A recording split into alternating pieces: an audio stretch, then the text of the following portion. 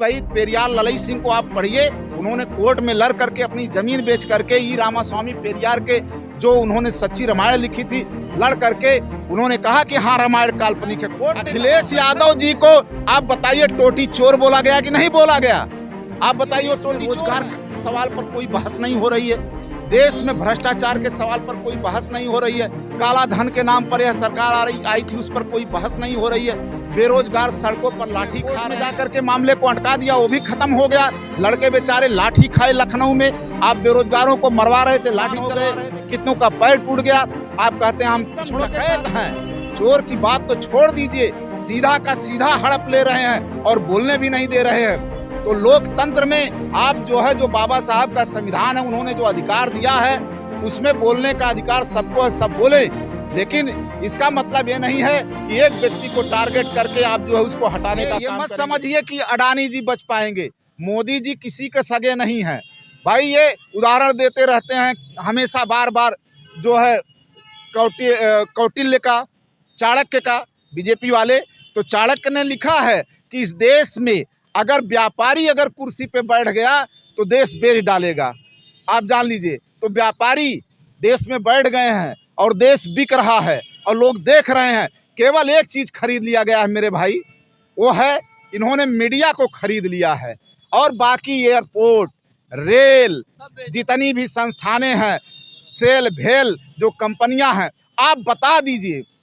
इन्होंने investor summit किया, global investor summit Lucknow में, आप बता दीजिए 5 साल पहले भी इन्वेस्टर समिट हुआ था, एक भी फैक्ट्री इन्होंने लगाया हो, एक भी फैक्ट्री लगाया हो।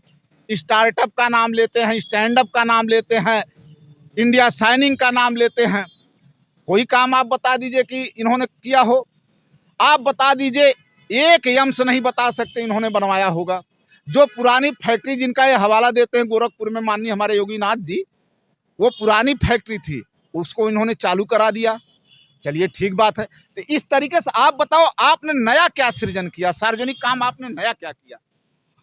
यहाँ हिंदुस्तान की जनता ने जो वोट दिया था वो हिंदू राष्ट्र के नाम से वोट दिया था। नाम बदल रहे हैं, जहाँ आप खड़े हैं इलाहाबाद में इसका नाम प्रयागराज हो गया, लखनऊ का नाम लाखन के नाम से होने वाला लक्ष्मणपुरी होने वाला है, अयोध्या अब फैजाबाद का अयोध्या हो गया। और इससे ज्यादा विकास आप क्या चाहते हैं? हिंदू राष्ट्र की बिल्कुल तैयारी चल रही है और आप बता रहे हैं मोदी जी ने कुछ किया है। सही कह रहे हैं आप। बताइए, मुख्यमंत्री योगी आदित्यनाथ जी का इसके पहले क्या नाम था? वो अपना नाम छुपा के अजय कुमार बिष्ट ने योगी आदित्यनाथ नाम रख लिया। और आप ये भी जान लीजिए, जो अपराध की बात कर रहे हैं वही कहते हैं कि भाई अभी ये बातें लोगों को लग जाएंगी। कहते हैं कि जो छिनरा वही डोली का रखवाला। आप बताइए, जब एक अपराधी ही और जो आतंकवाद को बढ़ावा देने वाले, जो देश में घूम घूम करके मंदिरों में विस्फोट करने वाले, रेल में जा करके विस्फोट करने वाले, ऐसे लोग जब सत्ता में आ गए हैं तो इनसे आप क्या आशा कर सकते हैं? आप बताइए, प्रधानमंत्री जी कहते हैं विदेश में जाते हैं तब वहाँ राम राज की बात नहीं करते हैं, तब वो कहते हैं मैं बुद्ध के देश से आया हूँ, मैं जो है बुद्ध के देश से आया हूँ, राम के देश से नहीं आया हूँ। तब वहाँ बुद्ध का आप नाम लेते हैं क्यों भाई? और यहाँ पर के राम के नाम पर आप जो आतंक फैलाते हैं। जय श्री राम का नारा ऐसे दिया जाता है कि जैसे गुंडों की टोली नारा दे रही है। जय श्री राम के नारे से किसी को आपत्ति नहीं है, लेकिन उस नारे के पीछे जो तथ्य इन्होंने छिपाया हुआ है उससे हम लोगों को दिक्कत है, और कोई दिक्कत नहीं है। हम लोग राम और सीता और लक्ष्मण, ये भरत औरत, ये सब काल्पनिक चीज़ें। अभी भाई पेरियार ललई सिंह को आप पढ़िए, उन्होंने कोर्ट में लड़ करके अपनी जमीन बेच करके ई रामास्वामी पेरियार के जो उन्होंने सच्ची रामायण लिखी थी लड़ करके उन्होंने कहा कि हाँ रामायण काल्पनिक है। कोर्ट ने कहा है पेरियार ललई सिंह के, उसको जो है लोग पढ़ें जो है। तो ये काल्पनिक नामों पर आप बताइए, देश में रोजगार के सवाल पर कोई बहस नहीं हो रही है, देश में भ्रष्टाचार के सवाल पर कोई बहस नहीं हो रही है, काला धन के नाम पर यह सरकार आई थी उस पर कोई बहस नहीं हो रही है, बेरोजगार सड़कों पर लाठी खा रहे हैं। आरक्षण भाई एक मुद्दा इन्होंने उठा दिया जो आपने उठाया था राहुल गांधी के नाम पर। जैसे राहुल गांधी का मुद्दा आया तो इन्होंने कहा कि पिछड़ी जातियों का अपमान किए हैं। हम कहते हैं कि 69,000 भर्ती में 19,000 ओबीसी के लड़कों का हक मारा गया, उसके लिए कौन जिम्मेदार है?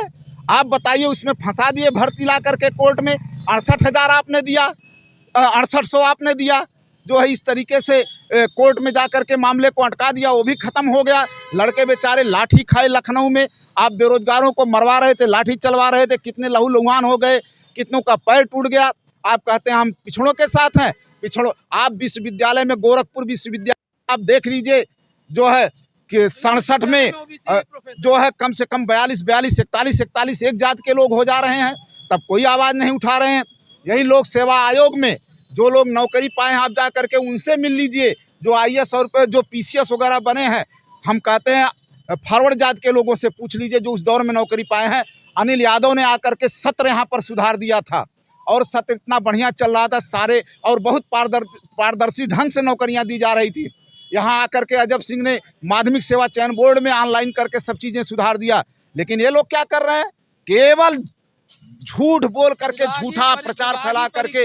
विभागीय परीक्षा की रजिस्ट्रार सुक्ता सिंह जेल गई, और इसी सरकार में आप देख लीजिए अंजू कटियार, जो LT का परीक्षा हुआ था, वो जेल गई। लोग मुद्दे उठा नहीं पा रहे हैं, ये सब एकदम डकैत हैं। चोर की बात तो छोड़ दीजिए, सीधा का सीधा हड़प ले रहे हैं और बोलने भी नहीं दे रहे हैं। तो लोकतंत्र में आप जो है, जो बाबा साहब का संविधान है, उन्होंने जो अधिकार दिया है, उसमें बोलने का अधिकार सबको है, सब बोले। लेकिन इसका मतलब ये नहीं है कि एक व्यक्ति को टारगेट करके आप जो है उसको हटाने का काम करेंगे। आप बताइए, अभी आपने एक महीने का मौका दिया था कोर्ट ने, लोअर कोर्ट ने, तो आपको मौका देना चाहिए था। 1 दिन में, 2 दिन में बंगला खाली करो, सदस्यता रद्द, बाहर जाओ। आप बताइए, किसी व्यक्ति का अपमान करने के लिए पूरी मीडिया लॉबी से लेकर के उनके नेता राहुल गांधी को पप्पू बोलते हैं कि नहीं बोलते हैं? अखिलेश यादव जी को आप बताइए टोटी चोर बोला गया कि नहीं बोला गया? आप बताइए, वो टोटी चोर हैं। अखिलेश यादव जब सत्ता में थे वो तो जातिवाद करते थे। तमाम PCS IAS अधिकारी उन्होंने यादव भर दिए थे, और यादव आयोग हो गया था पूरा जब अखिलेश जी। यादव आयोग, एक मिनट, यादव आयोग की बात नहीं है, ये जलन है। अखिलेश यादव जी जब सरकार में थे वो समझा नहीं पाए, सूची उनको मांग लेनी चाहिए थी, उनको जो है सूची नहीं दे पाए। और ऐसा मुख्यमंत्री भाई, ये हमको लगता है इनको जो है, बताइए 46 में 56 यादव की बात बोल रहे हैं सदन में। आप बताइए भाई, 56 यादव की सूची इन्होंने मांगा तो योगी आदित्यनाथ ने दिया सूची? अखिलेश यादव जी उस चीज़ को बोले, लेकिन देर में बोले, वही हो गया जब सब कुछ लूट गया। लेकिन इनको पहले बोले, उनकी तो बात छोड़ दीजिए योगी आदित्यनाथ, यही माननीय प्रधानमंत्री नरेंद्र मोदी जी आए थे परेड ग्राउंड में सभा करने, जब देश का प्रधानमंत्री यहीं पर झूठ बोल रहा है, कह रहा है कि 86 में 56 यादव भर दिए गए हैं, PCS के उसमें SDM बना दिए गए हैं। और बताइए कि मीडिया के लोगों ने इसको प्रचारित किया, हम नाम नहीं लेंगे मीडिया के लोगों का।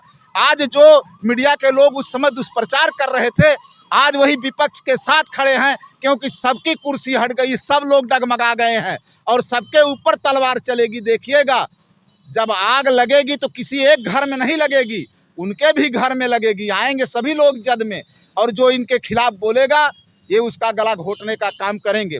लेकिन इस देश की जनता समझदार है। मोदी जी कहते हैं कि हमने गरीबी, ये सर्वे की बात कहते हैं कि हमने गरीबी हटा दिया। आप बताओ, अभी ये बोल रहे थे सदन में कि 82 करोड़ लोगों को मैं अनाज दे करके, अन्न दे करके खिला रहा हूँ। तो अगर हम ये 82 करोड़ गरीब नहीं है तो इनका अन्न क्यों ले रहे हैं? इस देश में 125 करोड़ के देश में ये कहते हैं 82 करोड़ लोगों को अन्न दे के खिला रहा हूँ, तो ये 82 करोड़ लोग गरीब हैं कि नहीं हैं? गरीब खा रहे हैं कि नहीं? किसानों के सवाल पे ये बात नहीं करते हैं, बेरोजगारों के सवाल पे बात नहीं करते हैं।